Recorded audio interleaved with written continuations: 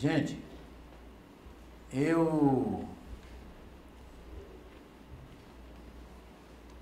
outro dia me ocorreu a ideia de uma definição para o cineasta. E aí eu comecei a adotar essa frase como uma definição do cineasta. E eu me senti bem acomodado dentro dela. Que é o poeta, ou o cineasta, é um poeta com uma janela nas mãos.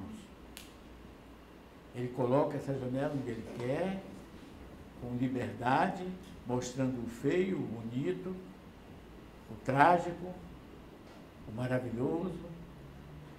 Então, eu acho que eu peço que prestem atenção a essa definição do cineasta. Bom, esse título é o conceito, esse é o título e o conceito dessa palestra. O cineasta é um poeta com uma janela nas mãos.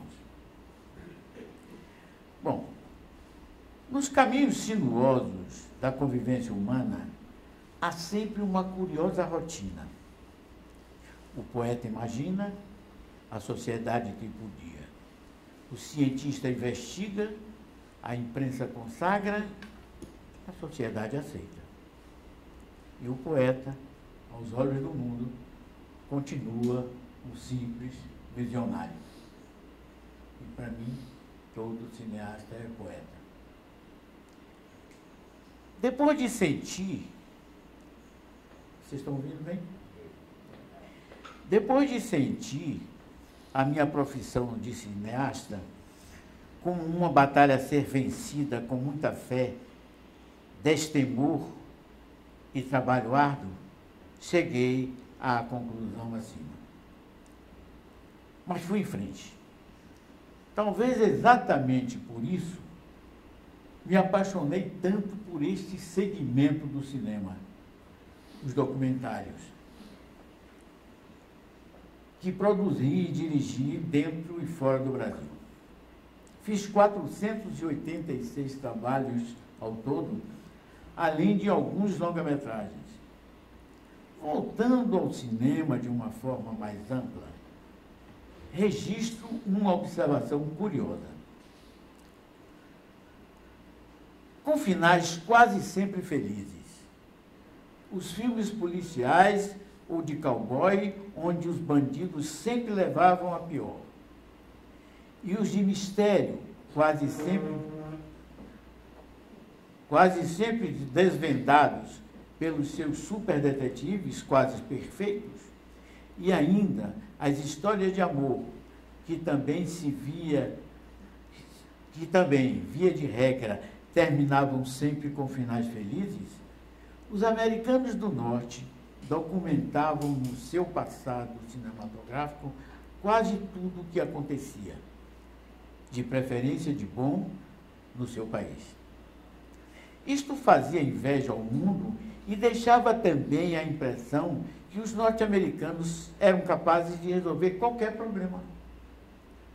Esta estratégia fez da terra de Hollywood um exemplo de competência, em parte responsável pela sua liderança no mundo. Observando também que os nossos documentaristas faziam exatamente o contrário. Fiquei muito triste.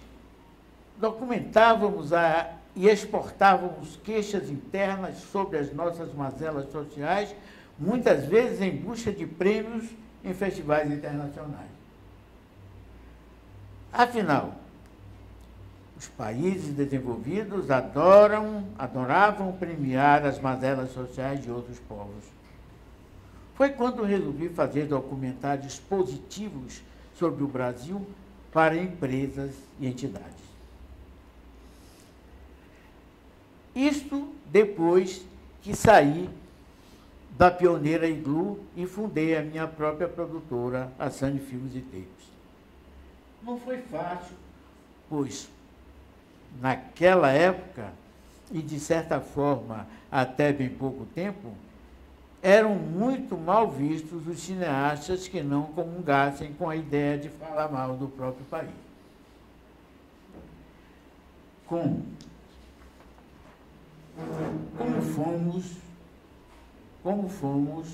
forma de denúncia social.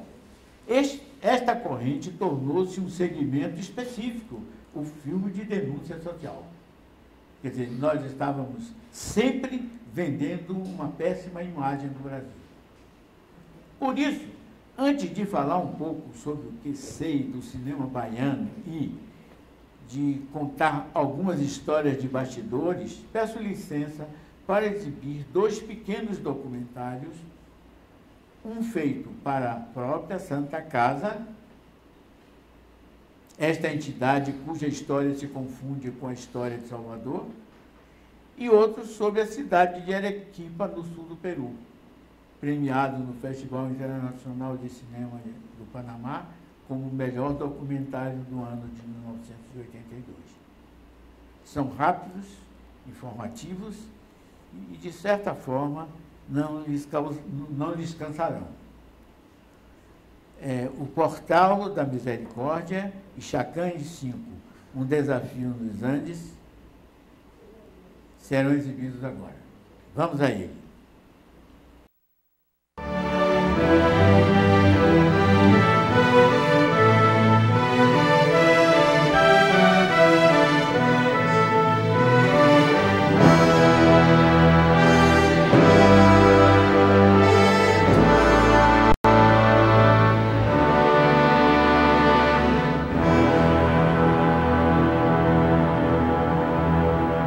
Lisboa, 15 de agosto de 1498. Na esteira da expansão marítima, a atividade portuária e comercial na Europa favorecia o afluxo de pessoas de toda parte do mundo na procura de trabalho ou de enriquecimento. Os naufrágios e as batalhas constantes deixavam como herança grande número de viúvas e órfãos. Além disto, a situação dos milhares de encarcerados nas prisões do reino era aflitiva.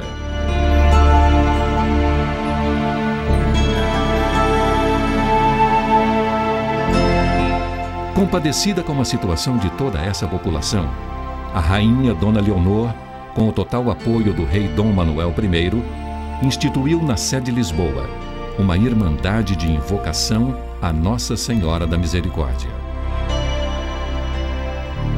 E nas caravelas que cruzavam os mares, no vai e vem da procura, dos achados e da colonização, os portugueses levaram para as terras de além-mar os compromissos da misericórdia semeada em Lisboa. No Brasil, já com o nome de Santa Casa da Misericórdia da Bahia, seus primeiros registros datam de 1549, ano de fundação da cidade do Salvador. Também aqui se buscava promover a prática das 14 obras de misericórdia.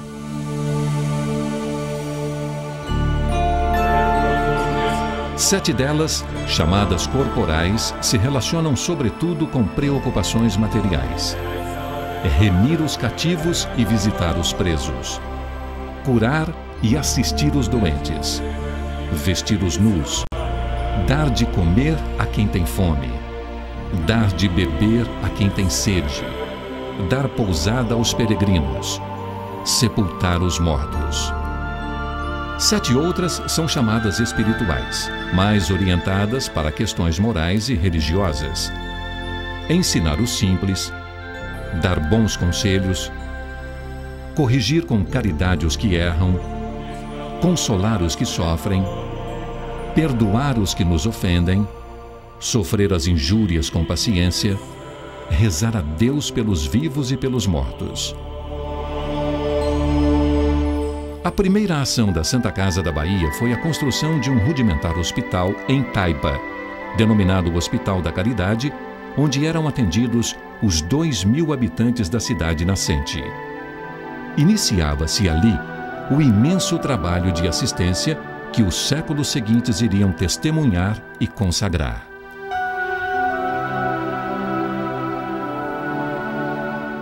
Copiando o modelo europeu surgido na Roma Antiga e para amenizar o considerável número de crianças abandonadas nas ruas da cidade, a Misericórdia instalou, em 1734, no recolhimento, a denominada Roda dos Expostos. Dentro desta caixa, protegidos pelo anonimato, eram colocados os filhos enjeitados por pais pobres ou por serem resultantes de uniões ilegítimas ou passageiras. Desde então, as crianças ficavam sob a guarda e responsabilidade da Santa Casa, sendo batizados com o nome do santo do dia e sobrenome do benfeitor João de Matos Aguiar.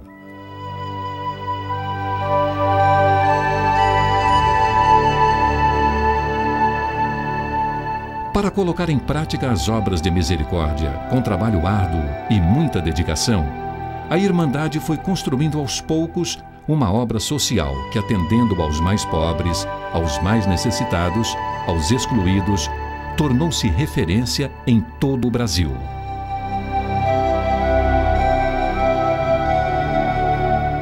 Através de contribuições e doações de portugueses e brasileiros, ilustres ou não, foi levantando os alicerces que tornaram possível a realização de um amplo trabalho social, com o objetivo de assistir e integrar socialmente o maior número possível de pessoas.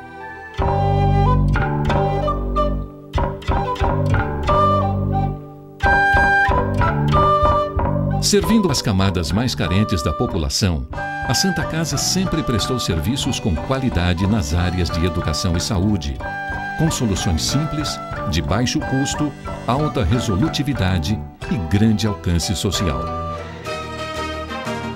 O pequeno hospital de Taipa cresceu e se transformou no Hospital São Cristóvão, dando origem, em 1815, à primeira escola de medicina do Brasil. Mudou de nome e endereço para, em 1893, instalar-se no Largo de Nazaré, com a denominação de Hospital Santa Isabel.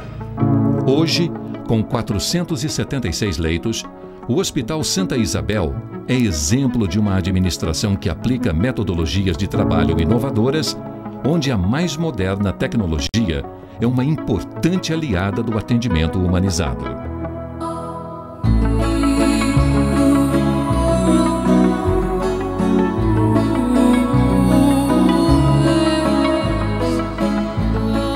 Sendo também hospital-escola, é referência em medicina de alta complexidade, em cardiologia, ortopedia, neurologia e oncologia.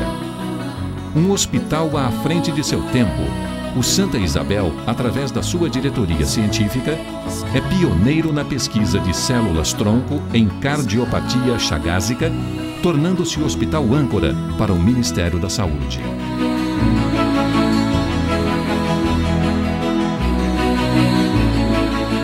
O mesmo cuidado no atendimento e a oferta de tecnologia avançada são dispensados a outros centros de saúde governamentais que a Santa Casa administra na Bahia.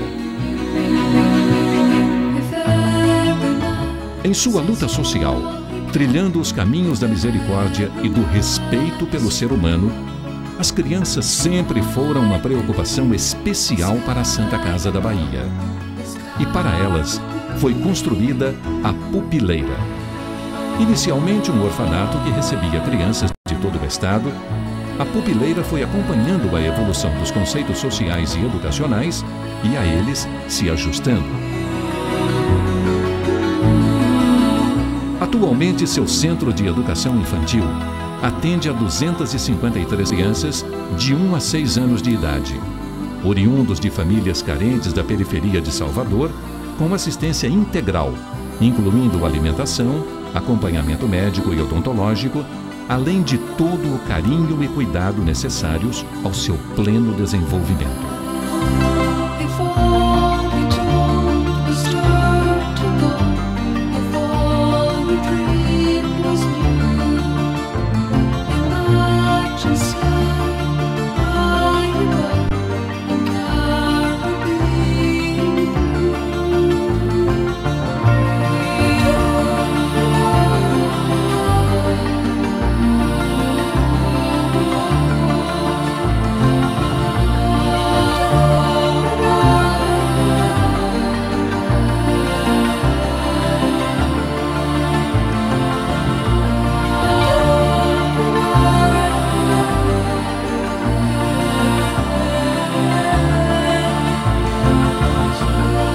Consciente de que a dívida social é imensa, a Santa Casa concentrou esforços nesta área em um amplo trabalho no bairro da Paz. São 4 centros de educação infantil que atendem a 400 crianças de 3 meses a 6 anos, com os quais se pretende promover uma intervenção efetiva para a melhoria das condições de vida de toda a comunidade. Além de oferecerem atividade socioeducativa às crianças em situação de risco social, as 6 desenvolvem um trabalho educativo junto aos pais com conteúdos de saúde, educação e cidadania. Ali, a Santa Casa mantém também, em convênio com outras entidades, a Escola de Informática e Cidadania, atualmente com 320 alunos, e o Balcão da Cidadania, que ajuda os moradores na busca e reclamação de seus direitos. Com o trabalho de formação de líderes, pretende incentivar o desenvolvimento social e econômico do bairro, onde vivem hoje 52 mil pessoas.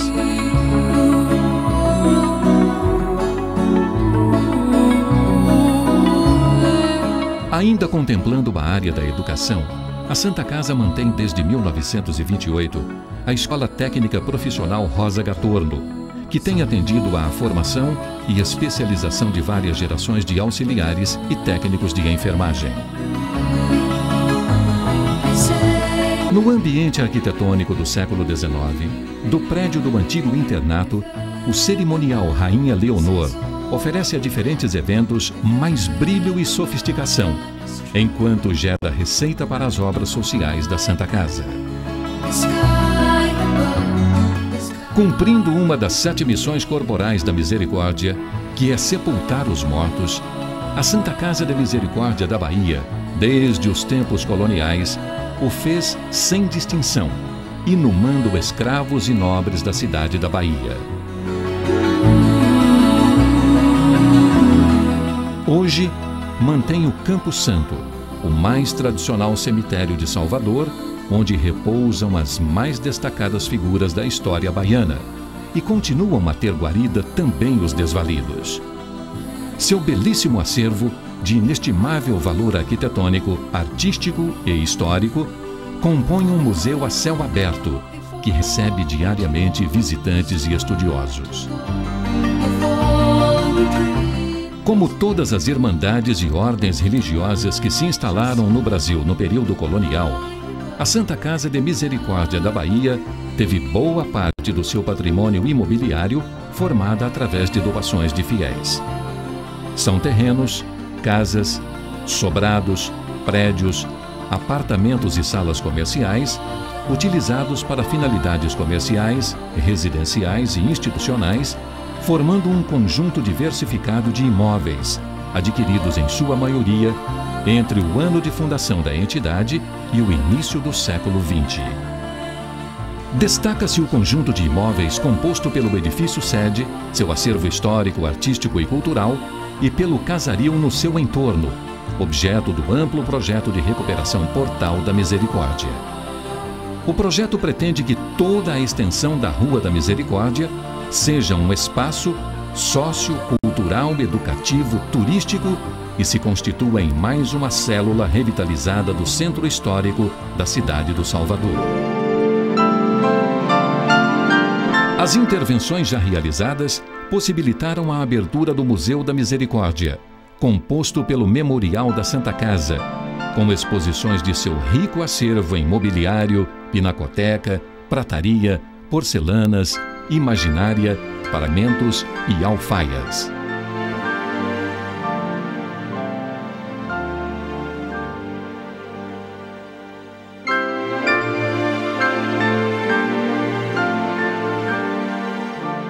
No casario adjacente, além de serviços voltados para atendimento ao turista, foi implantada uma unidade educacional voltada para a qualificação de jovens carentes nas áreas de turismo, hospitalidade e entretenimento.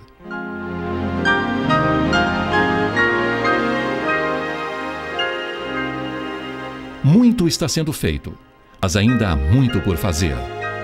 O grande desafio é sensibilizar toda a sociedade para juntos encontrar os caminhos que possibilitem a reinserção dos excluídos, criando uma sociedade solidária e humana, capaz de lhes proporcionar melhores condições de vida. Vivenciando o que se conceitua em seus princípios fundamentais, a Santa Casa de Misericórdia da Bahia não apenas buscou entender com profundidade a mensagem cristã, como fez do exercício de fazer o bem o seu caminho na luta pela defesa dos mais carentes.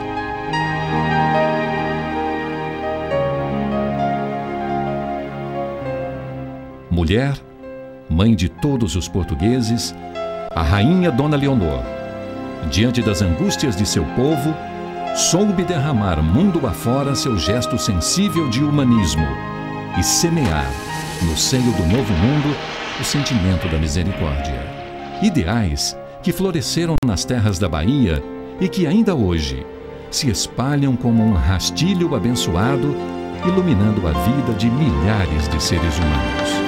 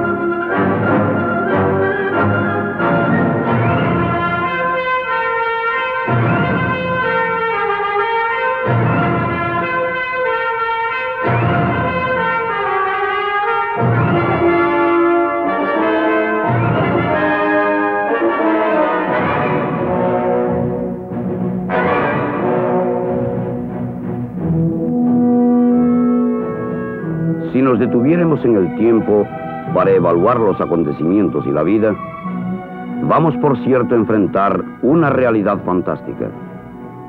La naturaleza y el propio tiempo son los únicos testigos verdaderos de la historia. 5 siglos separan el sentimiento de contemplación que detuvo en este mismo valle a los guerreros incas del imperio de Tahuantinsuyo en el siglo X y los soldados de Carlos V, que bajando por el río Chili abrieron camino para la expedición de don García Manuel de Carvajal, el cual, por orden de Francisco Pizarro, en 1540, fundaría la Villa Hermosa, hoy llamada Arequipa.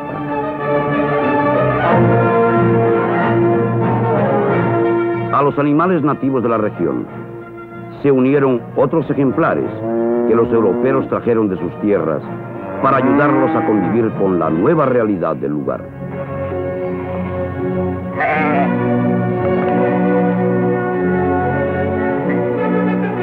Ubicada al sur del Perú, en las faldas de los volcanes Misti, Chachani y Pichu Pichu, y a orillas del río Chili, la ciudad de Arequipa comenzó en la Plaza Mayor, hoy Plaza de Armas. Fue siempre aquí el centro vital urbano de la ciudad, para donde concurren sus habitantes en los momentos difíciles, en los momentos de decisión y en los momentos de victoria.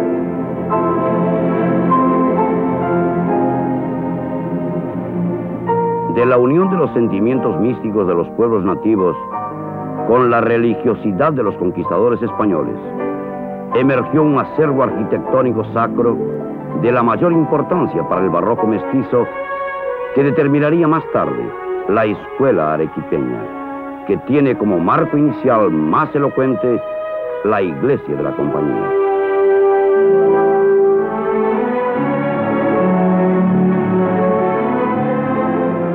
Construidos casi siempre con un material de origen volcánico denominado sillar, sus templos, palacios y residencias se expresan arquitectónicamente de una forma tan particular que pocas ciudades en el mundo pueden superarla en originalidad de características. Ubicada en el llamado Cinturón de Fuego del Pacífico, sus eventuales temblores de tierra perturban, pero no interfieren en el comportamiento y en el espíritu firme de sus habitantes.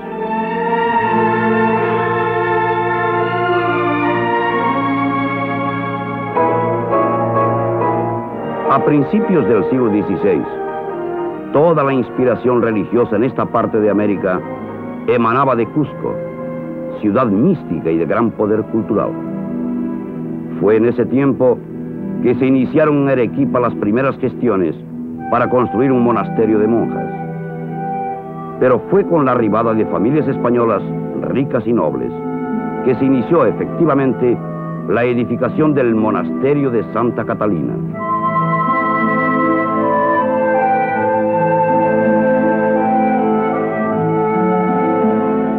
Durante más de 4 siglos, esta ciudad amurallada cobijó centenas de monjas que, renunciando para siempre al mundo exterior, dedicaron sus vidas enclaustradas al servicio de Dios.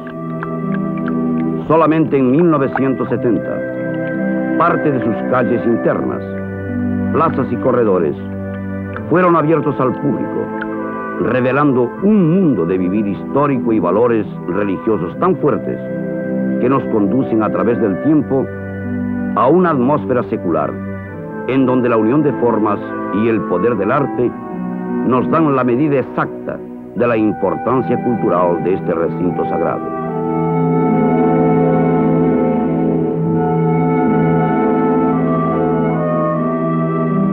En las faldas de las colinas de Caima se halla Yanaguara, un antiguo poblado indígena que, debido a la expansión urbana de Arequipa, a ella se integró.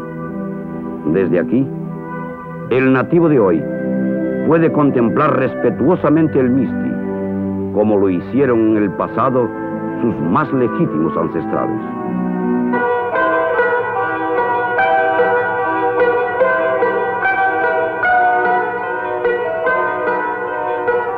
Nos encontramos nuevamente en la Plaza de Armas. Y una vez más, nos preguntamos lo que habría llevado a estos pueblos a fijarse en las faldas de 3 inmensos volcanes. Las razones se pierden en el tiempo, como el propio deshielo de sus cumbres. En el pasado, tal vez el fascinio místico de encontrarse cerca de sus dioses. En el presente, la misma fe en Dios, el agua, la energía, la agricultura y hasta la piedra para sus construcciones. Esta ciudad de los Andes, blanca y luminosa, viene trabando desde tiempos inmemoriales una lucha constante contra la naturaleza. Semidestruida por diversos terremotos, los arequipeños, al correr de los siglos, aprendieron a temer, vencer y amar a su tierra irrequieta. Y hoy, como ayer, y tal vez mañana, afilan nuevamente las herramientas de trabajo y se reconstruyen ante sí mismos y sus inmensos volcanes.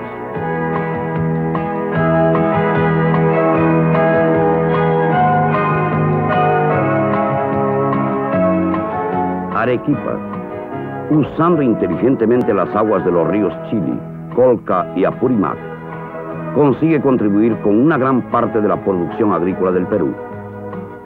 Con los nuevos proyectos de irrigación de las pampas de Majes, Sihuas y La Joya, esta contribución se elevará considerablemente.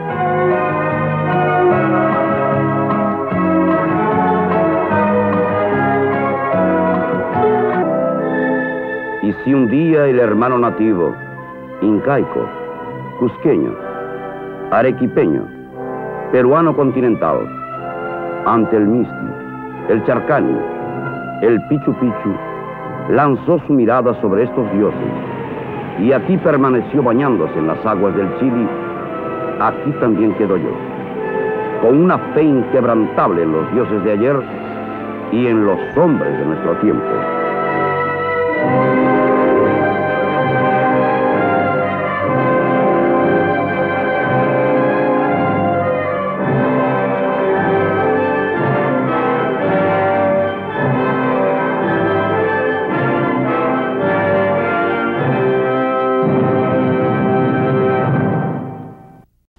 curiosidade muito grande nesse trabalho. Quando nós estávamos fazendo esse documentário, lá em Arequipa, ocorreu que foi anunciado um terremoto às 10 horas da manhã do dia seguinte. Do dia seguinte, não, para alguns dias depois, 2 ou 3 dias depois. Era muito comum as autoridades inventarem um evento externo para tirarem as pessoas de dentro das casas, para evitar que elas morressem se o terremoto ocorresse, presas dentro de casa. Então, eu aproveitei e essas crianças foram para a rua por sugestão, por uma festa artificial, para poder sair de dentro de casa. E eu aproveitei e coloquei no filme, exatamente aproveitando esse hábito natural das autoridades de Arequipa, inventar um evento para as pessoas não morrerem, se o terremoto acontecesse mesmo, não morressem dentro de suas casas. Isso mostra como eles se acostumaram aos terremotos de uma forma natural, como a gente se acostuma com as enchentes eventuais que acontecem por aí no Brasil, né? Então, é uma coisa curiosa. Bom, voltando ao nosso pequeno papo sobre cinema, tento lembrar o cuidado de se ter documentado, inclusive, a recuperação do museu desta Santa Casa e a importância que existe em se preservar o passado das coisas, das pessoas e de fatos, em favor do fortalecimento das novas gerações, favorecendo a convivência do ser humano no futuro. Coisa que não se leva muito a sério no Brasil. Em seguida,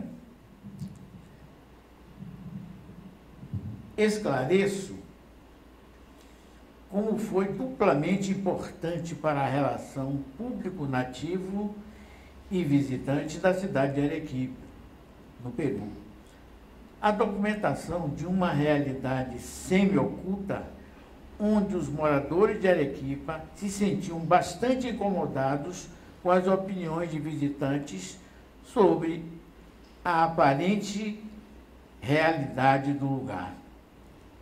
Não se entendia terem eles construído a cidade de Arequipa num vale cercado de 3 imensos vulcões.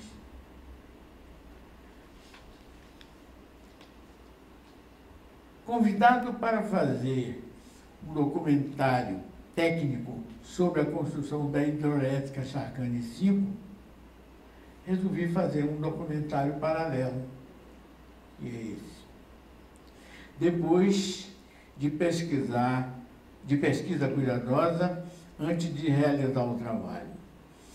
Com esse documentário, Um Desafio nos Andes, concluí e esclareci que, na verdade, os 3 vulcões, principalmente o Miste, eram os responsáveis pela existência da vida no lugar.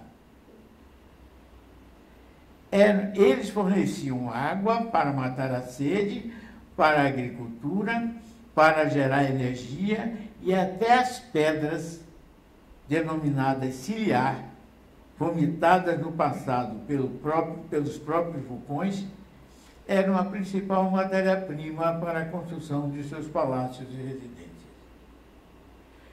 Isso deu uma satisfação muito grande aos visitantes, que afinal eles viram alguém de fora, entendendo que eles estavam certos em viver ali, e não perdidos no tempo.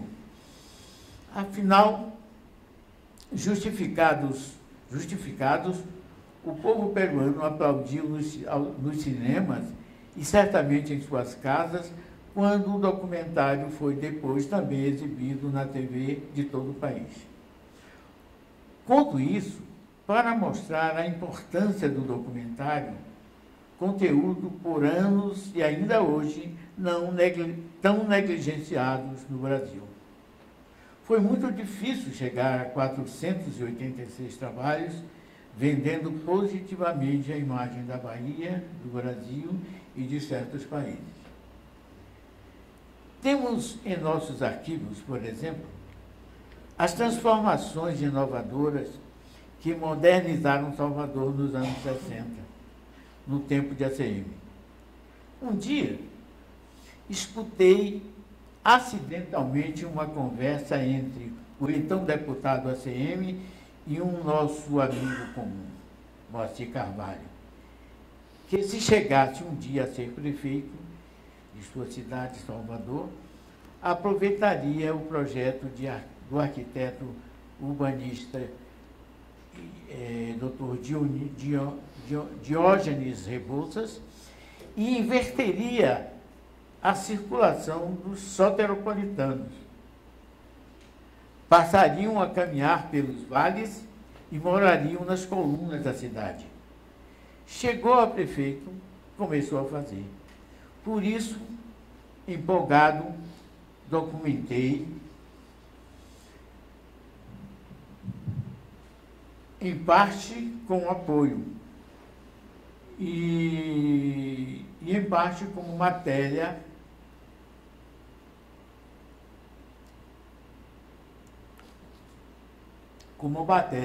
para os cinejornais da época, de então, da Sani Filmes e Tapes, que eram exibidos nos cinemas da capital, Salvador, e de todo o estado.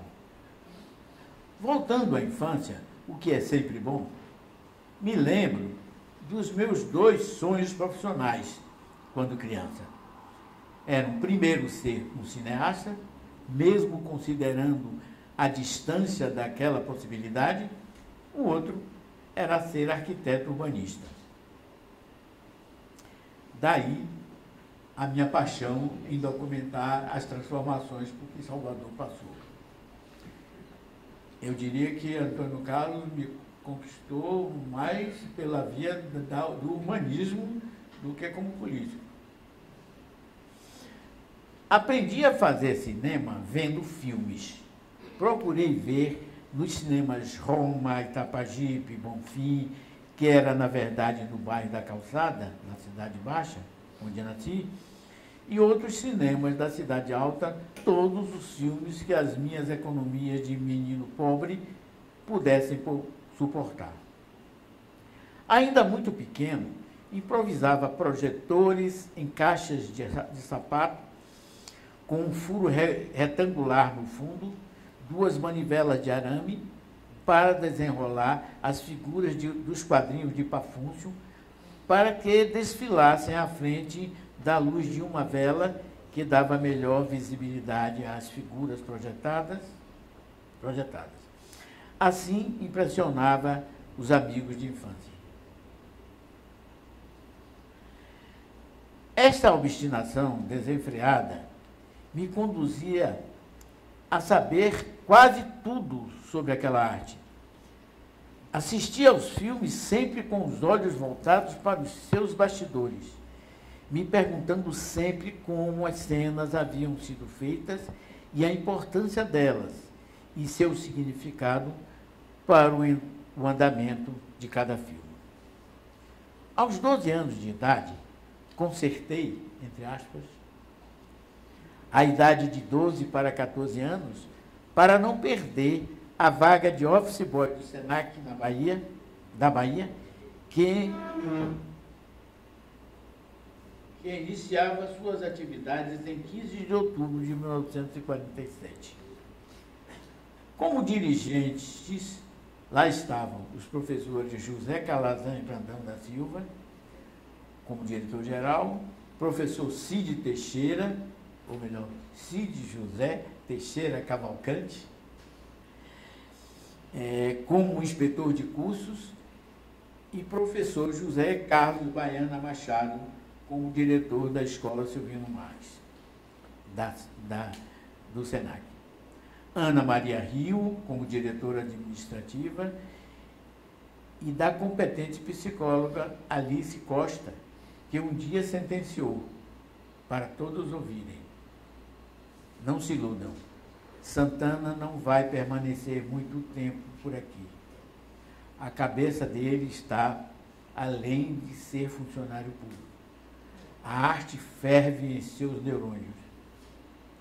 Ali, naquele cadinho morno de grandes educadores, fui estimulado a estudar e fui sendo promovido. Foram 6 promoções ao todo, graças ao grande espírito incentivador do professor Calazans, que um dia me disse: estude, Santana, que eu vou aproveitando o que você aprender. E cumpriu, o que até hoje agradeço de coração.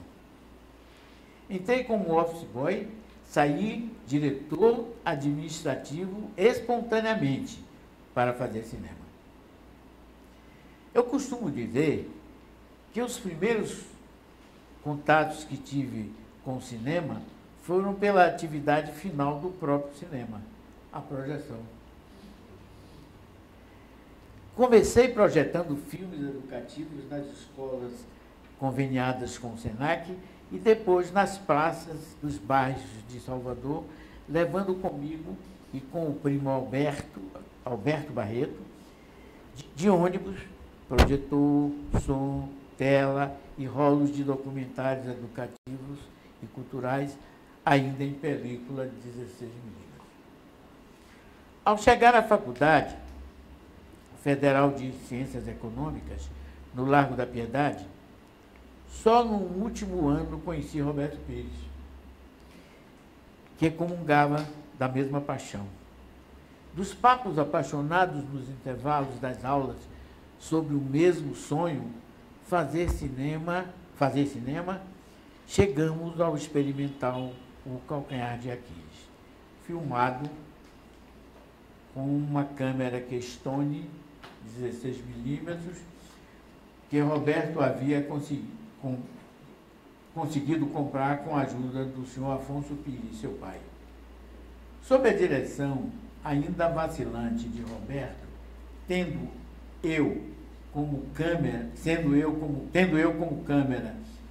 e às vezes ator, porque os amigos pseudo-atores, muito descrentes do nosso trabalho, sempre não compareciam nos dias marcados para a filmagem. A descrença em nossas propostas eram tão grandes que, quando tivemos que colocar o nome de nossa produtora, Iglu Filmes, sugeri a Roberto, e Roberto aceitou de imediato, o nome de Iglu Filmes, considerando que o dono da lanchonete Frios Iglu da Praça da Sé, que prolongava o fechamento de sua lanchonete para nos garantir um canto dela, que nos servia de escritório para divagações e planos que praticamente somente nós e ele, o dono da lanchonete, acreditávamos. Era um dos poucos que acreditavam no nosso dourado sonho de fazer cinema na Bahia. Infelizmente, não recordo o seu nome, mas digamos que ele se chama Eu Acredito em Vocês. Daí, começamos a juntar tudo o que sobrava dos salários, dos nossos salários, eu do Senac, ele na Casa Mozart, do seu pai, mas o tempo se ia. Foi quando Roberto teve a feliz ideia de convidar o cunhado Hélio Moreno Lima, filho de seu sogro cacauicultor, Hélio Moreno Lima, Hélio Moreno Lima completou o trio, introduzindo algum cacau, fruto também do próprio cacaueiro. O cacau veio do cacau. Compramos uma câmera Aimo com 3 objetivas, 25, 50 e 75. Aí, o grande drama. A Fox Filmes inundou os cinemas de todo mundo com o lançamento de O Manto Sagrado, superprodução americana, e pelo processo anamórfico, o Cinemascope. Resultado: o Cinema Guarani, da Praça Castro Alves, lotado em todas as sessões. E nós perguntando o que seria de nosso projeto Redenção. Provoquei Roberto: e aí, vamos fazer um filme em tela plana quando os americanos estão inaugurando o Cinemascope, que muda a largura da tela e também, a partir daí, todo o conceito de enquadramento cinematográfico? Fomos, no dia seguinte, ao cinema da Praça Castro Alves. E com muita dificuldade conseguimos 8 fotogramas da película O Manto Sagrado. Notamos, olhando contra o sol,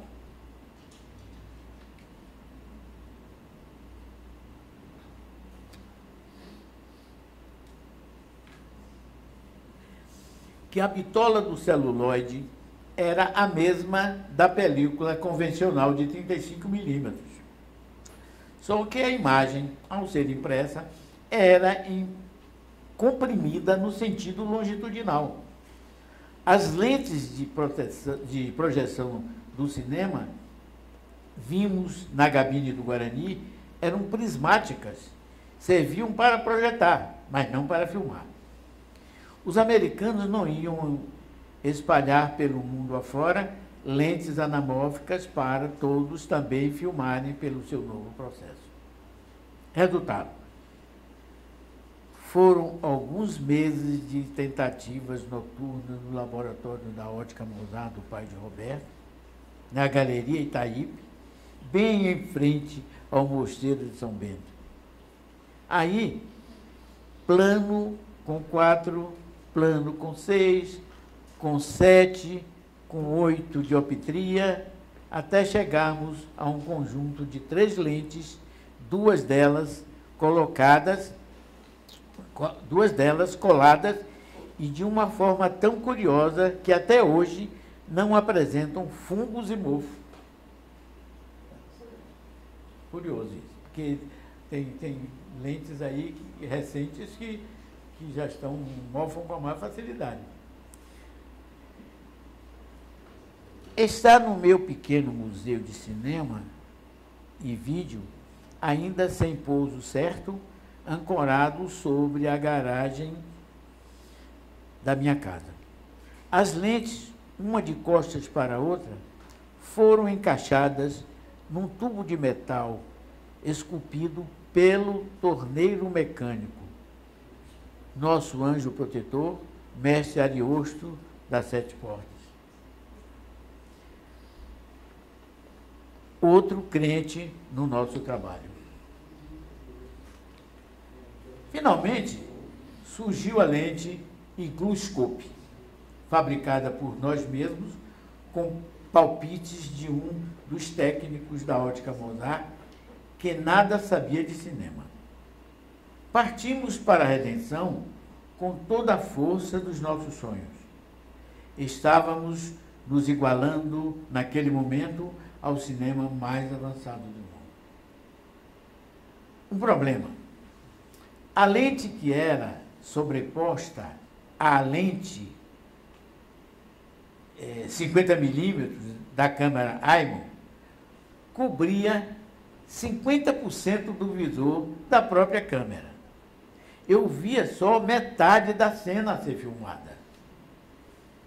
Resultado: eu, o câmera, acompanhava Geraldo Del Rey nestas cenas em movimento apenas pela ponta do nariz, que é o que eu conseguia captar. Eu só via pela metade do visor, obrigando o Roberto Pires, diretor, a ter que reformular todo o seu plano de cenas com atores em movimento. Pronto, Redenção, fomos de carro para censurar o filme. Naquele tempo, todos os filmes passavam pela censura federal ainda no Rio de Janeiro. O Pesadelo. O filme foi preso pela censura. Pasmem, por imperfeição técnica. Ao invés de elogios pelo feito, levamos pau na moleira. Isso é muito de Brasil, né? O cilindro polidor da ótica Mozart só alcançava, com total eficiência, 98% das bordas da lente e ficaram um pouco menos polidas nas bordas da lente giroscópio. Foram algumas semanas de luta, argumentações e pedidos e súplicas até a liberação. Foi lançado no Guarani e Tupi, em avant-première, no dia 3/3 de 1959. E para o público em 6/3 de 59. Sem recursos, a única propaganda, milhares de pequenos folhetos de 3 dobras, na capa um recado bolado por mim que não era publicitário. Atenção, deixe para ler em casa. Todo mundo havia, né? Levantando a primeira dobra e revele somente aos seus amigos mais íntimos. No miolo, levantando a segunda dobra, que Redenção, primeiro filme brasileiro de ficção e longa-metragem da Bahia, será lançado no dia 6 de março nos cinemas Guarani e Tupi. Foi o único material de propaganda que nós conseguimos fazer.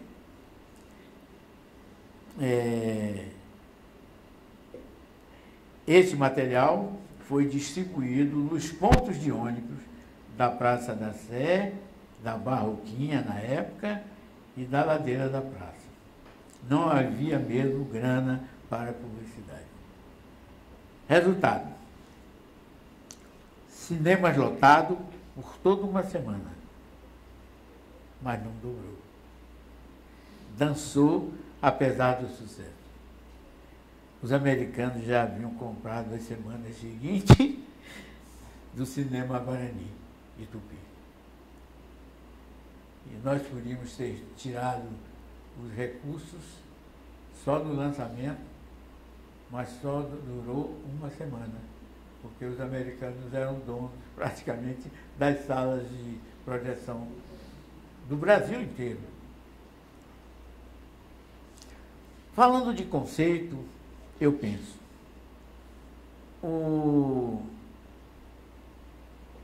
você, rapaz.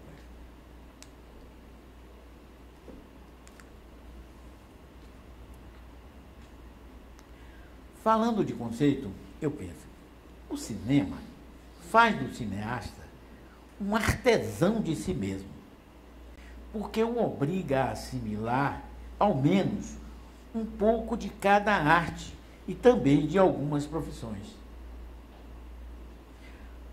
Um desbravador e apaziguador de conflitos emocionais, os mais diversos, dentro e fora de cada trama.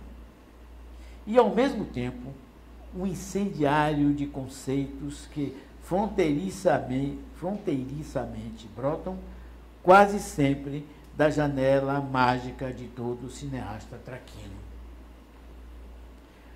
Com a aproximação de Glauber com o nosso grupo, este se repartiu em 2 conceitos. Um de admiradores do cinema americano, leia-se Roberto e Oscar, querendo criar uma estrutura para muitos filmes onde todo cineasta nativo, experiente ou não, tivesse a oportunidade de fazer seu filme. Nós queríamos fazer muitos filmes para oportunizar todo mundo. Enquanto isso não acontecesse, nos alternaríamos, eu e o Roberto, na direção dos projetos já existentes. Projetos existentes a ser produzidos. Isto não aconteceu. abrimos espaço para a Glauber fazer Barra Vento. Produzido Redenção, o filme experimental dirigido por Roberto, chegaria a minha vez de executar o sonhado por mim filme de conteúdo. Porque a única diferença entre eu e o Roberto é que ele fazia um cinema... Bom, eu explico aqui. Não aconteceu. Isso também não aconteceu. Roberto dirigiu A Grande Feira e Tocar no Asfalto, aí eu saí do grupo. Isso de filme de conteúdo só terminou acontecendo já com o filme O Caipora, depois que eu decidi fundar a Sani. Mas continuei sócio da antiga produtora, porque 40% do meu capital nunca foi devolvido. Bom, nunca foi restituído. A minha saída se deu, primeiro, porque o combinado era a alternância inicial entre os dois pioneiros. Roberto estava ansioso para fazer cinema e eu também. Eu queria uma oportunidade para fazer cinema. Segundo, porque, com a proximidade de Glauber, que concordamos em oportunizar, com o roteiro de Barra Vento de Luiz Paulino dos Santos, do grupo da Iemanjá Filmes, onde as discussões filosóficas sobre o cinema do leste europeu de arte eram intermináveis, mas não resultavam em filme nenhum. Quando produzimos Barra Vento para Glauber, feito principalmente com dinheiro de cinejornais e saldo de negativos de redenção, e já com apoio de Rex Schindler e Braga Neto, me preparei para dirigir o próximo projeto. Nesse meio tempo, como eu estava envolvido em produzir recursos através dos cinejornais, foi decidido à minha revelia que a próxima produção seria a Grande Feira e com direção também de Roberto Pires. E apoio de produção financeira de Rex e Braga Neto. Eles entraram com dinheiro e exigiram Braga Neto, ex-diretor de Redenção. Notei que estava se formando um grupo do qual eu não fazia parte, como homem de arte, no caso, somente como produtor de recursos através dos cinejornais, principal fonte de receita da Iglufilme. Aí pensei, eu só estava ali fazendo força para muita gente ficar vermelha. Já com a Sani Filmes, fiz o Caipora e depois o Pistoleiro. O segundo foi laureado com o Prêmio de Qualidade da Embrafilme de 1975, ambos dentro do conceito do filme de conteúdo. E mais ainda, Java Mádio, para o cineasta baiano radicado fora do Brasil, Araquém Vaz Galvão. Produzi também o Mágico e o Delegado para outro cineasta baiano, Fernando Cone Campos, radicado no Rio de Janeiro. Filme premiado 4 vezes no Festival de Brasília de 1983, como melhor filme, melhor roteiro, melhor ator e melhor atriz coadjuvante. Antes já havia coproduzido o Abrigo Nuclear para o próprio Roberto Pires, quando ele voltou, me parece que de São Paulo. Projeto que discordei muito do tema, mas apoiei em nome ainda do nosso pioneirismo. As câmeras da Sani Filmes visitaram ao todo 14 países. Tivemos, além de Salvador, a matriz, filiais no Rio de Janeiro, São Paulo e escritórios de representação em Brasília, Lima, do Peru, no Panamá e no México. Eu vivia mais no ar do que em terra firme. minha filha que o diga. E no silêncio dos aviões da saudosa Varig, escrevi os meus melhores roteiros e poemas. Cheguei até a pensar no inédito voo de autógrafo, olha que ousadia, que quase se realizou. Eles concordaram, mas tomaram a Varig deles aí. Roberto Pires era um cineasta inventivo, de uma inteligência artesanal suprema no cinema, na arte de como fazer cinema. Ele adorava criar cenas que despertassem curiosidade e de como elas haviam sido feitas. Glauber, na minha opinião,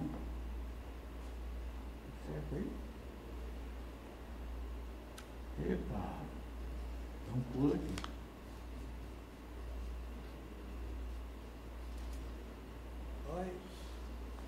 Ele que está abusando por aqui, ele está perturbando o Glauber. Não, é que teve uma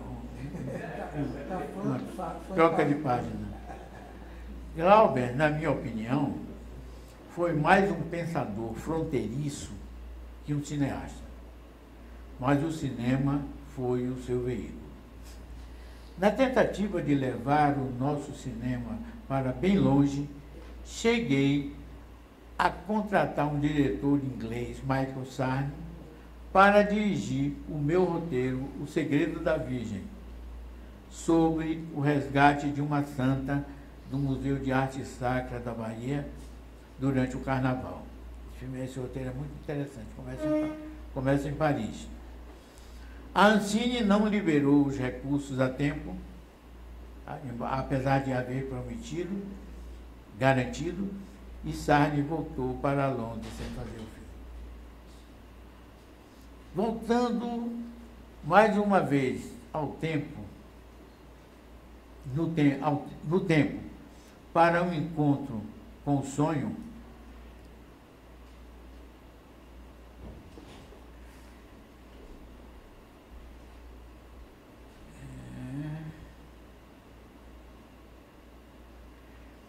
relato.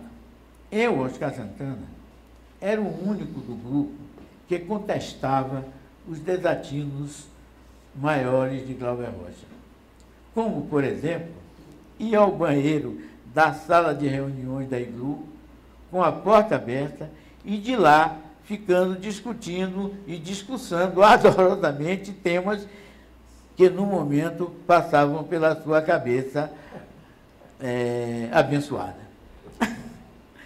Quando saía da sala de reunião, um fedor insuportável. Já não estava, a sala de reunião já estava quase vazia. E ninguém aguentava, né?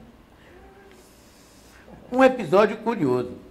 Quando das filmagens de Barravento, algumas sequências da pesca de xarel foram estragadas no laboratório. Fui com Glauber convocar os pescadores para uma nova puxada de rede a ser filmada. Eu, numa conversa informal com ele, o havia alertado para um equívoco conceitual, quando ele exaltava os pescadores como vítimas do dono da rede. Para provocá-lo, afirmei: Glauber, os pescadores de buraquinho são mais felizes do que o dono da rede. Você já visitou, como eu fiz, o escritório de 3 metros quadrados lá no comércio da Cidade Baixa? Ele se enfureceu e disse: Oscarzinho, você é a favor do capitalismo selvagem. Veja o sofrimento desses homens do mar. Eu respondi: eu ponderei. Você já viu o espremido escritório do dono da rede? Seguimos pela praia e ele, com seu jeitão ditatorial, foi convocando: vamos, pessoal, colocar a rede no mar para repetir as cenas da puxada. Quando pela segunda vez ouviu de outro pescador descansando sobre um pequeno coqueiro e com uma garrafa de pinga do lado, retrucou: hoje não, seu Grauber. Hoje é quarta-feira e dia de quarta-feira Iemanjá não gosta. Só para a semana. Eu sugeri para Grauber: vamos agora ao comércio. O dono da rede trabalha todo dia, naquele escritório que mais parece um sanitário de tão pequeno. Glauber, já muito nervoso, sugeriu: vamos embora, Oscarzinho. Temos que respeitar a crença deles. Eu falei: que pena que Iemanjá não tem jurisdição sobre a zona do comércio da Cidade Baixa. O dono da rede trabalha todos os dias. Todos os dias. E ajuda a resolver muitos problemas dos pescadores. Ele é juiz, delegado, conselheiro e até conciliador sentimental. Ô, Oscarzinho, eu já falei, amigo, vamos embora daqui. Vamos sim. E voltamos na próxima semana para o pescador, como o pescador havia dito que podia botar a rede no mar.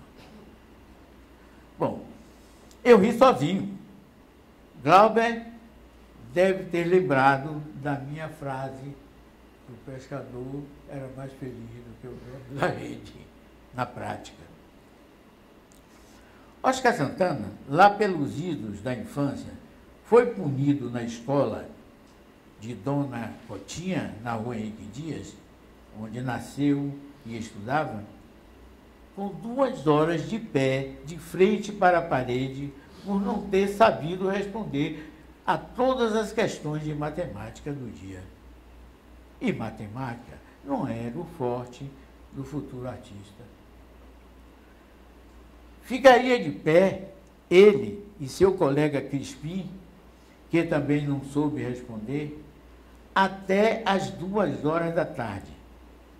Revoltado, depois de meia hora, pela estupidez do castigo, e vendo a família de Dona Cotinha, a dona da escola, almoçando prazerosamente ao ar livre no quintal, as gargalhadas do almoço chegavam aos seus ouvidos, de menino, até bem comportado, como um deboche à sua dignidade.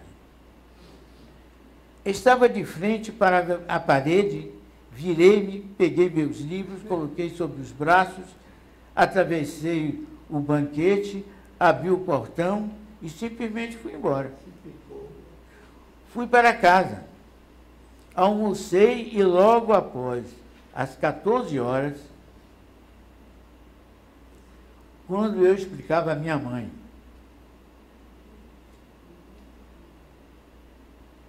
o acontecido, meu colega Crispim chegava contando a reação de Dona Cotinha à minha atividade, à minha atitude. Dona Cotinha falou, disse Crispim: menino que foge da escola só dá mesmo para capitão de areia. É o que ele vai ser.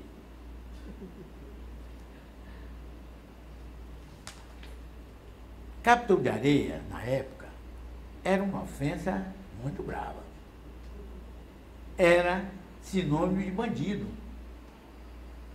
Dona Julinda, minha mãe, com a serenidade de sempre, concluiu: ele errou, fugindo do castigo, que também foi exagerado. Mas meu filho não pode ser chamado de futuro capitão de areia. Vou até antecipar o pagamento da mensalidade corrente e vou avisar a professora Cotinha que amanhã meu filho já não voltará à escola dela.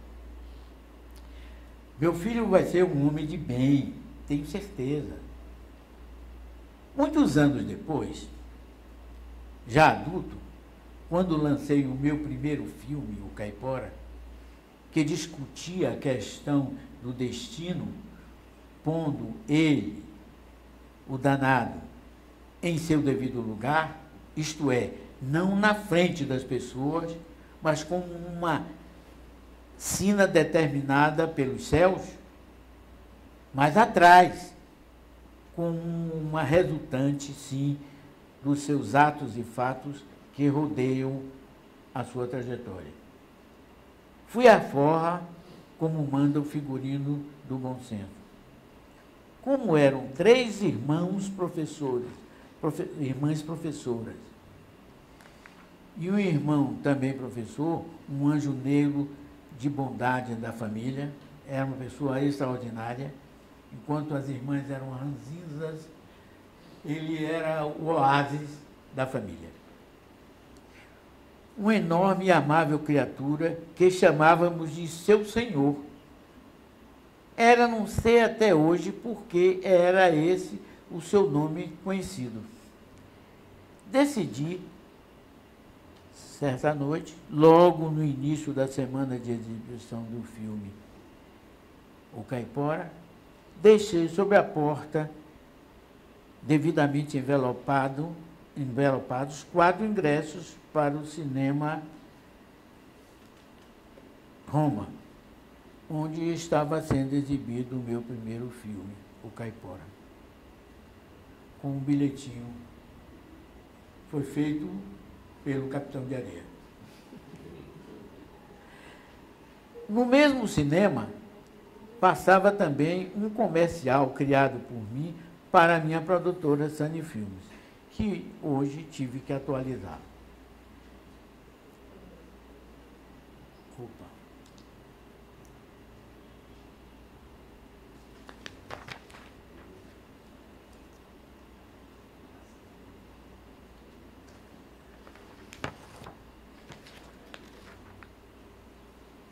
Texto do comercial. Eu tenho um sonho.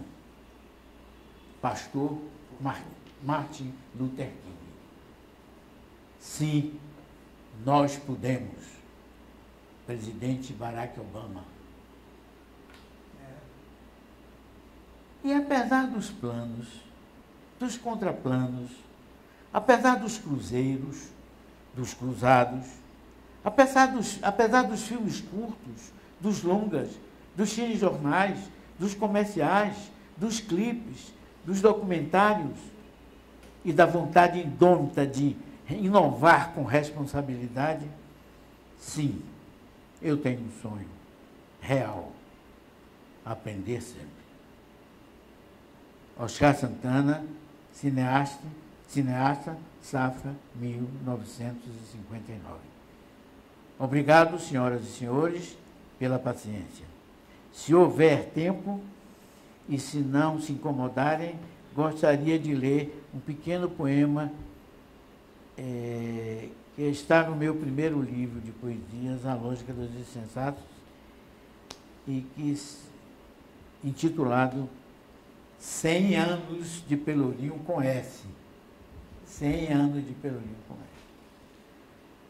Se vocês me permitem, eu vou ler. Certa vez, eu estava lá na Sunny e eu não sei se vocês se lembram, alguns daqui se lembram de um cineasta chamado Álvaro Guimarães. Ele chamava Alvinho Guimarães. Alvinho Guimarães. Ele tinha um programa na televisão que se chamava Acerte no Álvaro. Acerte no Álvaro. E ele chegou lá aflito: Oscarzinho, você tem que me ajudar, porque me pediram para fazer um trabalho sobre a abolição da escravatura. E eu tenho uma pequena ideia sequer na cabeça. Eu falei: rapaz, eu também não estou muito, já vai longe o tempo que eu aprendi sobre isso. Mas passe no fim da tarde aqui para ver se eu vou ler alguma coisa. Quando ele voltou, eu entreguei a ele esse poema, 100 anos de Pelourinho.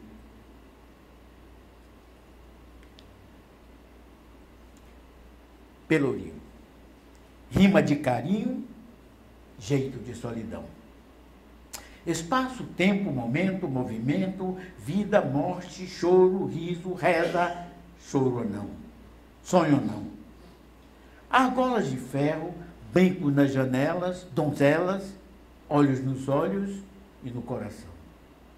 No ar, silêncio, silêncio expectante, diante do estalo combatido, no corpo combalido pelo chicote de couro, comprado a ouro, pelo orgulho do ouro.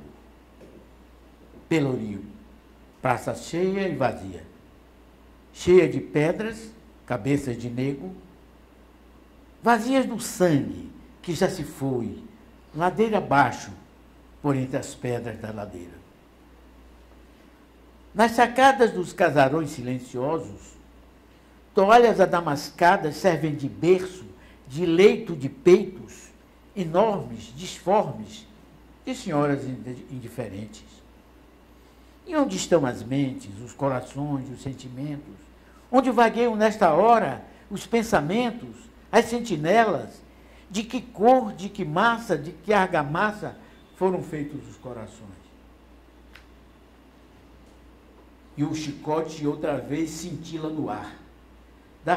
Desta vez brilha, já não tem os tons opacos das cores do couro cru. Tem o brilho incestuoso do sangue que volta para o sangue do corpo já ferido. Um horror de dor, a vergonha do futuro. Retrato em branco e preto da mágoa secular, vergonha mágica que impulsionou a pena de Isabel, mas desavergonhou a cabeça dos homens. Pelourinho. Mais uma vez o chicote agita-se no ar. A praça está em festa, a festa exemplar. Exemplo de como a vida não pode nem deve ser tocada. Nos quintais, o que se passa nos quintais, nos horrores, nos odores da escravidão? O que se passa nos corpos reprodutivos das mães pretas, de seios fartos e nus, donde lágrimas de leite caem, pingam, derramam fora da boca do negrinho?